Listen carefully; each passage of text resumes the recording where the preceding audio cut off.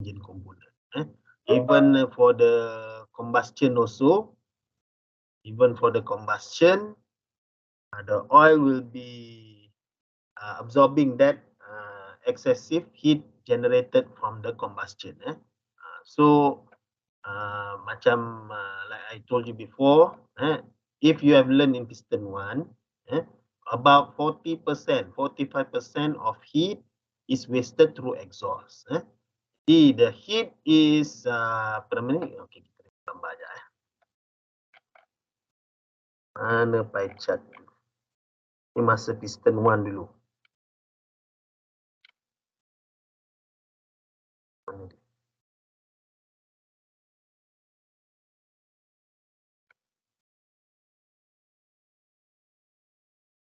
Tak ada. Ni dia. So as you can see, a lot of heat generated from the combustion is wasted through exhaust. Only 27% is being used to turn the propeller. Cooling is taking about 20%. So 20% is being wasted through cooling. And because if the engine is too hot, then the cylinder will expand too much. It will be having a lot of gap. So when there is too much gap, there will be too much leakages, and then you are going to have very loose combustion chamber. So the combustion chamber must be airtight so that it can give the optimum pressure to push the piston downward. That is during the power stroke. But still, that is only achievable if the temperature is not too hot. But now the combustion will cause a lot of heat generated, so that will make your cylinder to grow bigger. But you don't want that to happen. So that is why we need to cool down your engine by using engine oil or by some unburned fuel. So I mentioned this before. So the cooling is including the cooling by the engine oil. The engine oil will be at the cylinder wall. It is always flowing, and it will be taking some of the heat out to be removed in the oil cooler. So that is the function of the oil, which is to absorb heat and expel the heat through the oil cooler. Sealing pula, seal ni usually we are talking about the hydraulic lifter. So in piston 1 also, I think you have learned this before. So this is the the valve mechanism. So the valve mechanism, you have this camshaft here, which has this lobe. This lobe is the one to push the lifter, to push this push rod, to push this rocker arm, so that the rocker arm will push this valve to open. When the lobe is pushing the lifter. Now, it is a very sharp increase in pushing, isn't it? And the lobe is very high, you see. So normally for 4-cylinder, 6 cylinders or 8 cylinders, they use hydraulic lifter. If for solid lifter, radial engine would be the most common. So this is radial engine. So they are using solid lifter. But most of the opposed engine will use hydraulic lifter. Why? It's because that this hydraulic lifter is hollow inside and it will contain engine oil. So it will be filled up by engine oil over here. Now, so this engine oil will be coming from the high pressure oil source. So meaning it is coming from the oil pump, engine driven oil pump. So the oil will be forced to be in here. So this what do you call this? This push rod socket, it is like a piston inside this hydraulic lifter. So it will be always trying to push out. Meaning it is always in contact with the push rod. So there will be no gap between the mechanism. So it won't be any gap. So the lifter will always be making sure that everything here is touching. The camshaft is touching the lifter is touching the push rod is touching the rocker arm is always touching the valve. But in this case, this is having a gap here because there is no engine oil coming in. Maybe the engine is already shut down, so oil is not coming in. So that is why you have gap here. But when the engine is running, oil is present, so there will be no gap. So that is why it is called the zero lash lifter. Hydraulic lifter is zero lash lifter. Lashing means hitting lah. So that is the purpose of the oil in the lifter.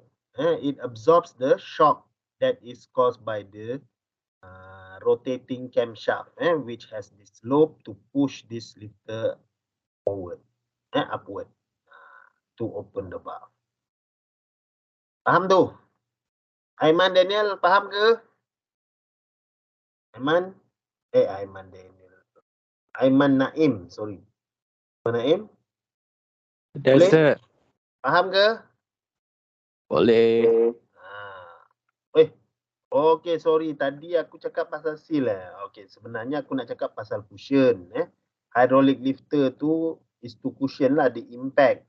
The impact of the ni. Apa nama tu? Cam tadi. Sorry itu cushion. Kalau yang seal ni, ialah between the piston ring and the cylinder wall, there will be small gaps, like this lah. Kalau cylinder wall dengan piston ring dia rubbing each other kan, tapi dia tetap akan ada this gap, lubang. Jadi when there is gap here, air can come in and out. So the combustion chamber is not airtight. Tengok gambar. Kalau aku tengok gambar baru kau faham sikit. This is in piston 1. Ni gambar dia.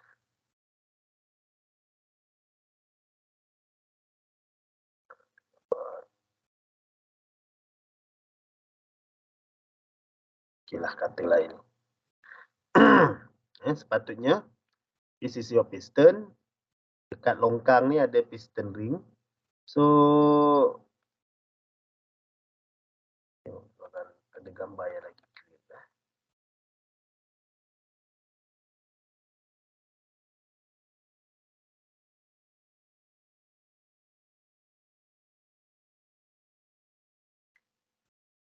Ni.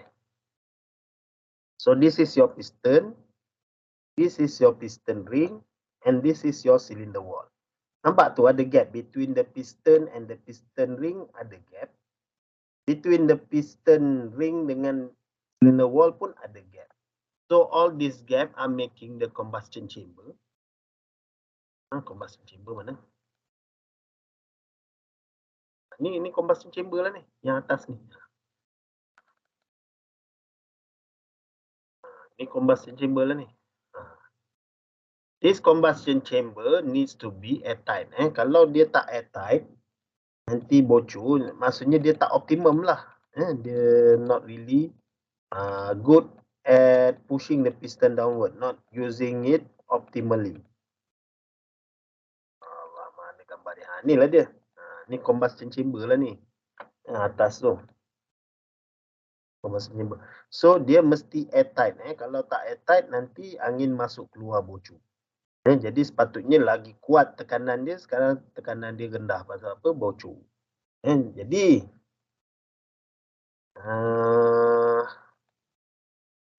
how are you going to seal this?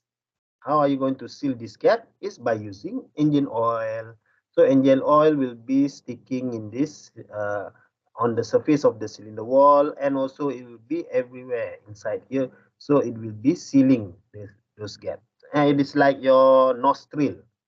When you are having flu, you have mucus inside your nostril. So your nostrils is like this gap, very small gap here. So when you have mucus, it will cover it. Same like this engine oil, it will cover all this gap. Just to make it airtight to seal. So that is how it seals the combustion chamber. Engine oil also is for sealing. And then cleaning, same thing like when it is cooling, absorbing heat. So the oil is everywhere. It is going to any component inside the engine, and some of the engine component will be heated up or generating heat due to friction. So all those heat will be absorbed by the engine oil also. The oil is everywhere and they are keep on moving. Not only does it cleans, but also it is absorbing heat also. So for moving the heat, it is going to the oil cooler. But for cleaning, and when the oil is taking up the debris or the dirt or whatever sludge that is generated in the engine component, it will take the debris with it and will be going to the filter to filter out the dirt. So that is how the engine the engine oil cleans the engine by taking it in and by taking all the debris along with it and going to the filter to filter out the dirt. And then the last one is protect against corrosion. When you want to do inspection, when you overhaul your engine, of course you need to clean the engine first, and then you can see all the cracks and everything, all the defects. And so you will use solvent to clean the components of the engine, get rid of the engine oil, to get rid of the carbon buildup and everything. And then as you finish with the inspection, visual inspection, and also the non-destructive testing, then you need to cover the components back with the engine oil. So, apa nama tu? The component of the engine, usually it is made from steel, because steel is the material that is strong enough to withstand a lot of stresses, strain and stresses. So that is why most of the component inside your engine will be made from steel. And this steel, this iron, is very susceptible to corrosion. Because the atmosphere contains water, contains oxygen, they are all very potent oxidizing agents.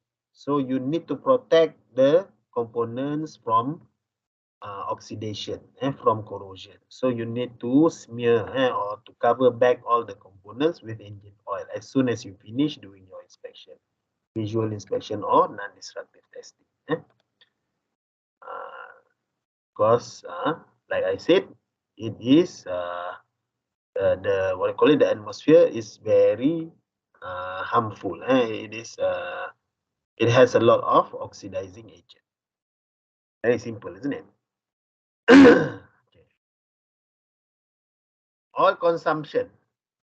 So if you compare turbine engine to piston engine, turbine engine, it is very sensitive, it is very precise and very high precision. Whereas for the piston engine, it is very loose, it is not really sensitive. So that is why when you run the engine for turbine, it is much more cumbersome, it is much more detailed. It is very sensitive.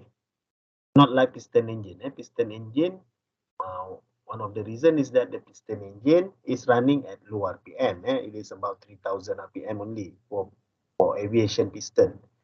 For turbine engine, it can go up to 20,000 RPM or 30,000. And so it depends. But that is the reason why turbine engine is much more sensitive. So because it is going to operate at harsher condition. Piston engine, it is flying even for turbocharged engine, the most it can go is maybe 20,000 feet. But turbine engine, it can go further than that because the turbine engine has built-in compressor and the compressor is running at 20,000 RPM, much faster compared to the piston engine. And like I said before, for the turbine engine, the gap is very small, because the what do you call it? The turbine engine is very precise. It is a high performance engine, and it will be very sensitive. So that is why the oil that is being used for turbine engine is very thin compared to the piston engine. The engine oil for piston engine is thicker. For turbine engine, it is thinner, meaning the viscosity, the resistance to flow, the viscosity is higher for piston engine. It is thicker, it is harder for the oil to flow in piston engine. And the turbine engine, the oil is very thin. It is very easily flowing. That is why the consumption of the oil in the piston engine is greater, because the gap is bigger in the piston engine. And that is why some of the engine, you can see that some exhaust gas will come out white color, because you have too much leakages, too much gap there, that you allow a lot of engine oil to be burned. So oil that is burning will produce white smoke. But if you are burning too much fuel, you are producing black smoke. So that is why you need to, if you look at the motor cars, you see brand new motor cars are producing white smoke. That is very bad, because they didn't warm up the engine first. You need to warm up the engine so that the cylinder can grow to a perfect cylinder. But when it is cold, you just ram the engine, then you will scratch and maybe score the cylinder. You are going to make oil to come into your combustion chamber in a large number. So that is why you are burning engine oil too much. But turbine engine, we don't have that kind of problem, because turbine engine, the gap is very small. Usually the oil is in the bearing section. So the gap is very small.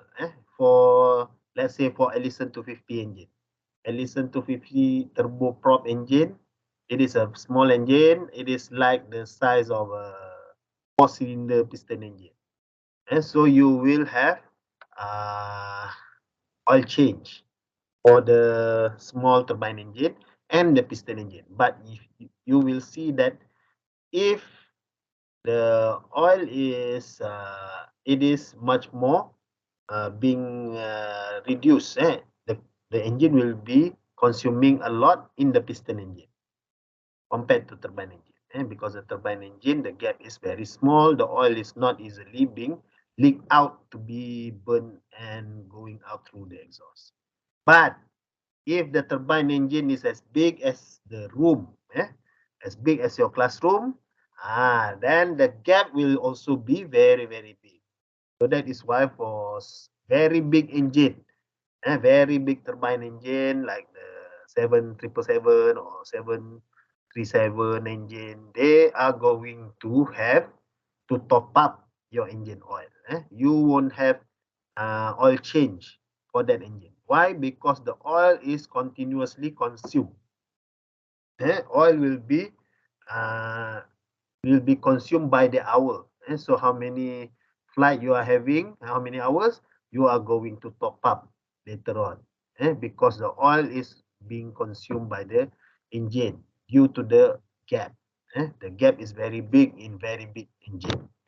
So there's no such thing as oil change for very big turbine engine. But for small turbine engine like Ellison and for piston engine, you will have a regular oil change. Because when you top up your engine oil in the turbine engine, it will be always a brand new engine oil. The reason you need to change your oil, because the oil has been there for too long.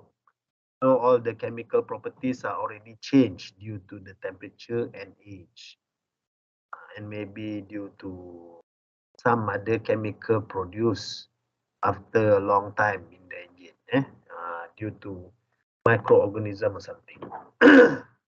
So that is oil consumption. So that basically we can say that the piston engine will consume a lot more oil. So that is why we need to use thicker oil for piston engine, thinner oil for turbine engine. Boleh tu Aida Fariha. Aida Fariha, you there? Dah tidur dah? Ya, sir. Ada, sir. Ada soalan kah? Tak ada soalan, sir. Ada soalan. You want 5 minutes break kah? Boleh, sir? So we go for 5 minutes break. You come back here after that. Okay, go for break.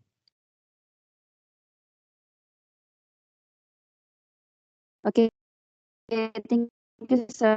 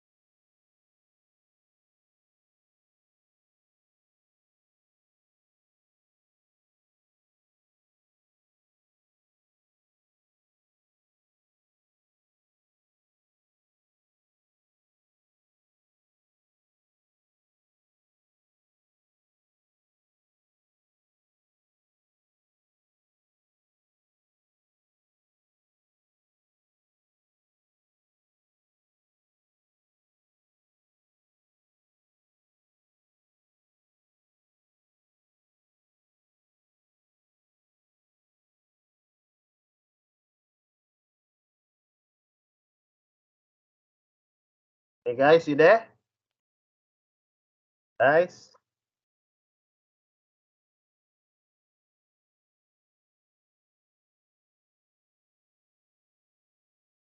Guys, you there? Yes, sir. Yes, sir. Okay, let's continue. So, oil properties, we have viscosity, viscosity index, we have specific gravity, color, cloud point, pour point, flash point, and fire point, and H test. Okay. So, ada berapa tu? 1, 2, 4, 5, 6, 7, 8. So we have 9 oil properties that we need to know. So the first one is viscosity. So the definition of viscosity is resistance to flow. A measure of oil resistance to flow. Viscosity is resistance to flow. So if you have oil and water, which one is more viscous? Khalid? Khalid, you there? Khalid Noruddin? Sleeping. How about Haziq? Muhammad Haziq, you there? Muhammad Haziq, you're not there? Ramai tak ada ni. Syahril Hakim? Yes, sir. So, between oil and water, which one is more viscous? Oil, sir. Because oil has more resistance to flow, isn't it? Water is easily flowing. Correct? Betul Syahril? Betul, sir. Thank you. So oil viscosity is measured using Seibold universal viscosimeter. So to measure the viscosity, a specific quantity of oil is heated to a predetermined temperature. Okay, so this Seibold universal viscosimeter, we don't have the picture here, but maybe you can search it through Google or maybe YouTube, and then you can see that it is actually a container with an orifice opening, and then it will measure how many seconds it takes for 60 cubic centimeter of liquid to flow out. So how many seconds that is taking 60 cubic centimeter to flow out is called the Seibold universal second, or SUS. So that is the unit to measure viscosity. Now, for viscosity index, it is a little bit different. So what is the definition of viscosity index? It is a standard used to identify the rate of change in viscosity for a given change in temperature. So that means the higher the viscosity index, the smaller the change in viscosity for a given temperature change. See, viscosity index is actually the ratio of viscosity change. Okay? So the smaller change, the viscosity, the higher the viscosity index. So high viscosity index means that the oil does not change so much with the change of temperature. You understand that? Khalid? Khalid Noruddin, you there? Ada lagi. Izzat Afiq? Izzat Afiq, you there? Ramai tak ada ni. Amir Syafiq? Muhammad Amir Syafiq, you there? Yes, sir. Tadi aku tanya kau juga? Belum, sir. Belum lagi. So, boleh faham viscosity index, the difference between viscosity and viscosity index? Yes, sir. Understand. Understood. So thank you. So the next one will be specific gravity. And specific gravity means the comparison of weight to the weight of an equal amount of volume of distilled water. That is the definition of specific gravity. So let's say the specific gravity of F gas is 0.5. That means what? That means that the density, and the weight of the F gas is half the weight of the water. Distilled water, pure water. Distilled water means pure water. So if it is lower than 1, that means it is lower from the density of your water, of distilled water. If it is higher than 1, then the specific gravity is telling you that the density of that liquid is bigger than water. How about if the specific gravity is 1? So the specific gravity is 1, that means that the liquid has the same density as the distilled water, the pure water. Understand that, Khairil Alban? Khairil, you there?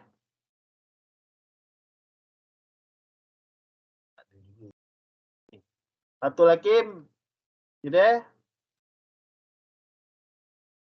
Ramai juga tak ada ni. Nora Diba, class monitor? Yes, sir.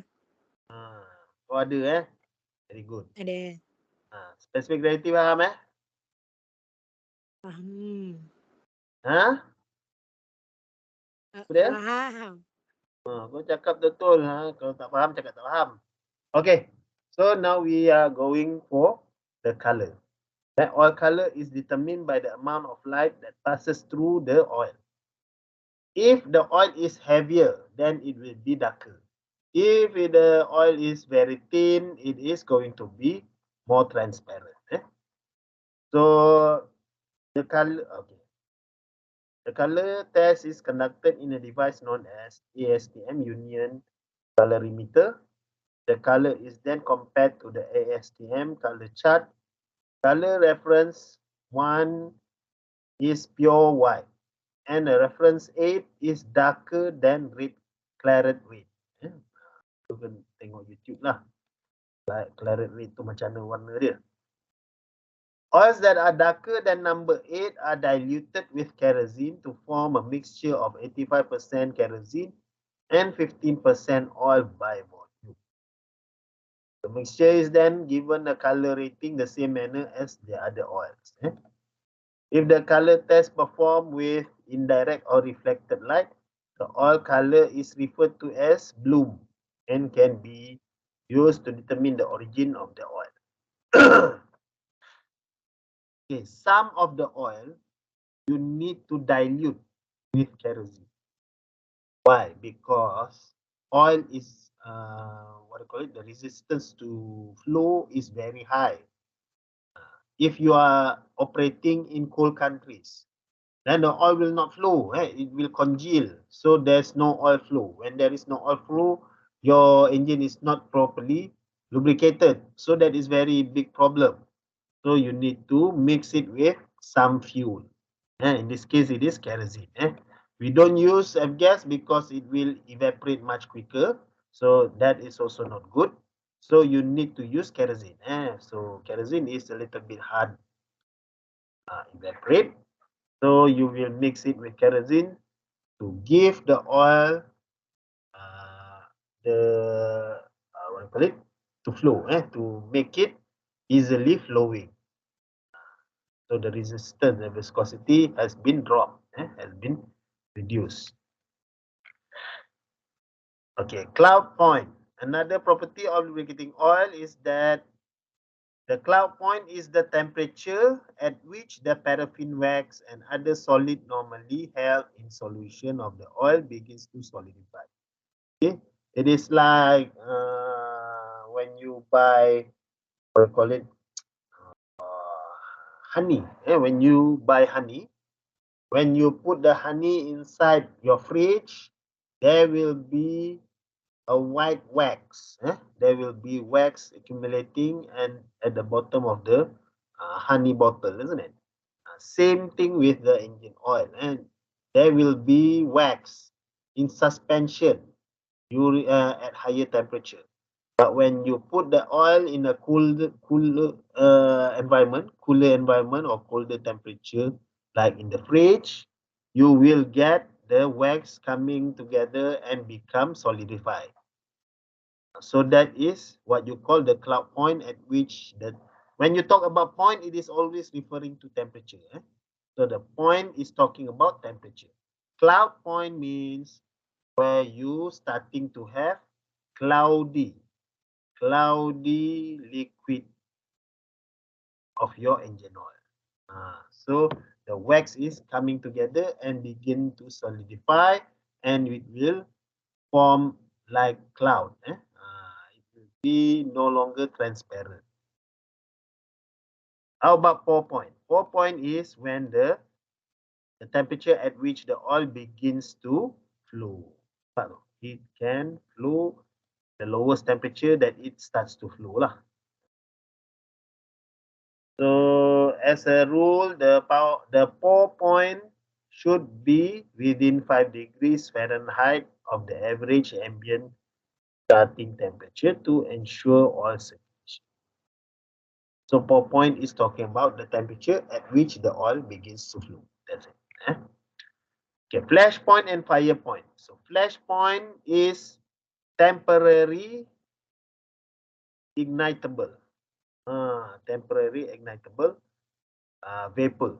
And the temperature at which the liquid starts to give off vapor that is ignitable momentarily. Fire point is where the temperature is producing enough vapor to support or to sustain continuous combustion. So flash point is the temperature which will support momentary combustion, while for the fire point is the temperature at which the vapor will be the temperature at which the oil is giving out enough vapor to support continuous combustion. Okay, residue test. Okay, so back in the old days, we want to know whether, before we do the engine oil change, like I said before when we did the practical, we need to start the engine. And we start the engine, we are making sure that all the sediment, all the dirt and everything are in suspension. So that when you drain the engine oil, all the dirt and contaminant, all the sediment will be flow out with the oil, so that all the dirt will be cleaned up. When you want to change engine oil, you are running the engine first, so that all the dirt and debris will be coming out along with the old oil, or you replace with a new oil. So that dirt and everything will be tested. So if you for your automobile, you remove the filter, you remove the engine oil, and that's it. But for aircraft, you need to test a sample of the engine oil, and then you must cut open the filters for the oil, so that you want to see what is going on in your engine and what component of the engine that is deteriorating very quickly. Just from the oil sample, you know that this component is wearing very quickly. Maybe it is rubbing too much, or maybe it is already bent, so it is producing flakes of material. So that is very bad. That is the telltale sign. So that is why you need to do the inspection of the oil sample and also the filter. Because the aircraft is flying, it cannot stop at the side of the road. And so automobile is like that, but not aircraft. Aircraft, when they having failure, then you have the tendency to crash, burn, crash and burn. So that is why we need to do the residue test, and then after that we use the ash test to see what are the content of your oil sample. So back in the old days, with when we don't have the technology like the SOAP program. SOAP program means spectral oil analysis program. So later we'll talk about that. So last time we need to get that sample, and then we heated the oil until there's nothing left except for the solid material only. When we have the solid material, we are going to see that some are carbon and some are metal. So how are you going to differentiate between the metal and the carbon? Is by using hammer. Using hammer, you knock the carbon, it will break apart, very brittle. But for the metal, they are going to form flakes. So it will be, what do you call it, thin out. It will be spreading like flakes. And then from the metal, you want to know whether it is made from steel or not, from iron or not. If it is made from iron, then it is coming from the structural component like your crankshaft, your camshaft, your connecting rod. So you use magnet. If it is sticking to the magnet, it is made from iron. Simple as that. Back in the old days, it was the only test that we can perform. But nowadays, we use spectral analysis. It is much more accurate. Later we talk about that. Okay, now engine oil grading system.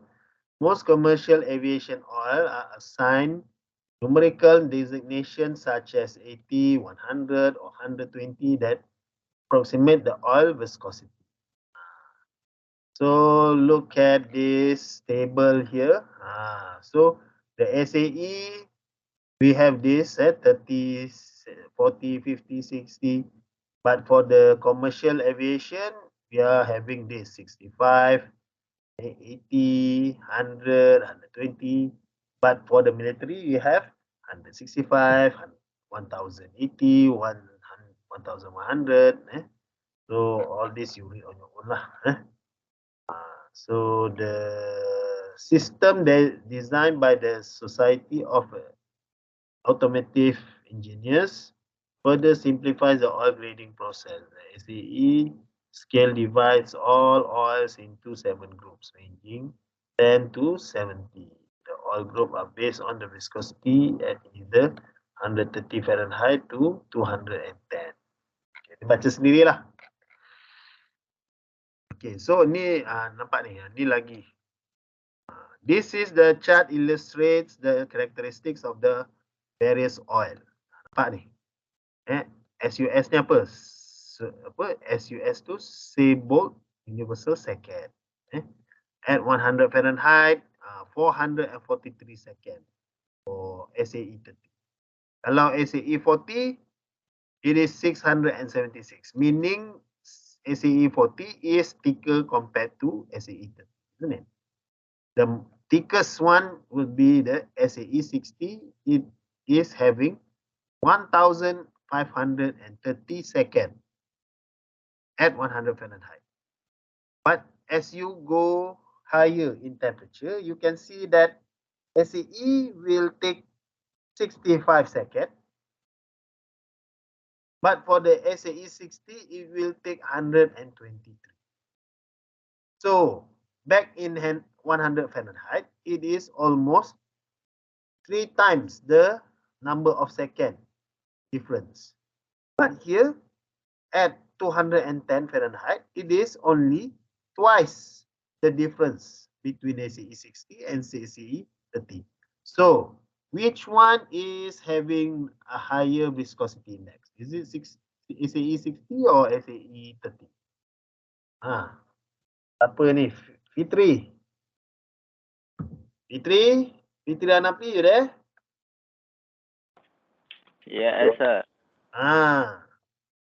So tengok ni viscosity index siapa yang tinggi? SAE 60 kah SAE 30? 30. SAE 30 tinggi. Jadi SAE 30 tinggi maksudnya apa? The change of viscosity is higher ke or lower compared to temperature change? Lower.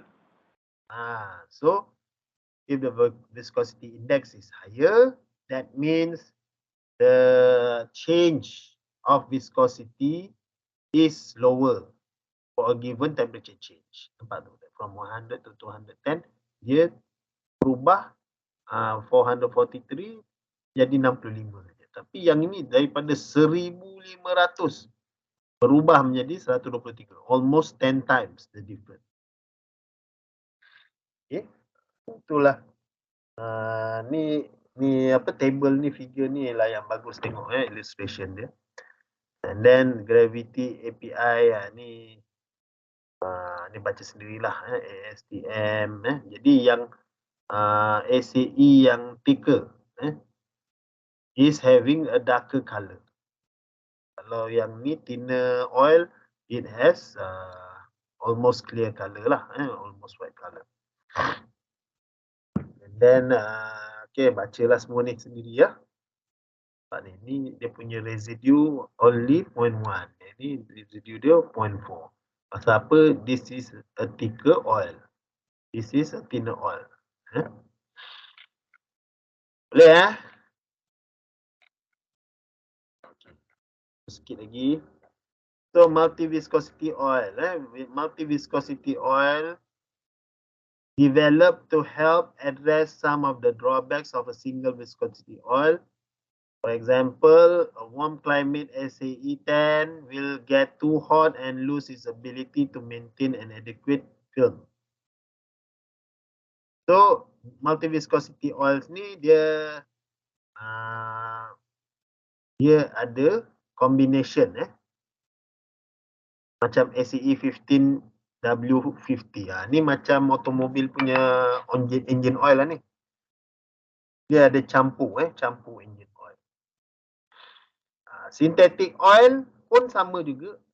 Dia multi viscosity juga. Tetapi dia lebih what they call it, synthetic oil.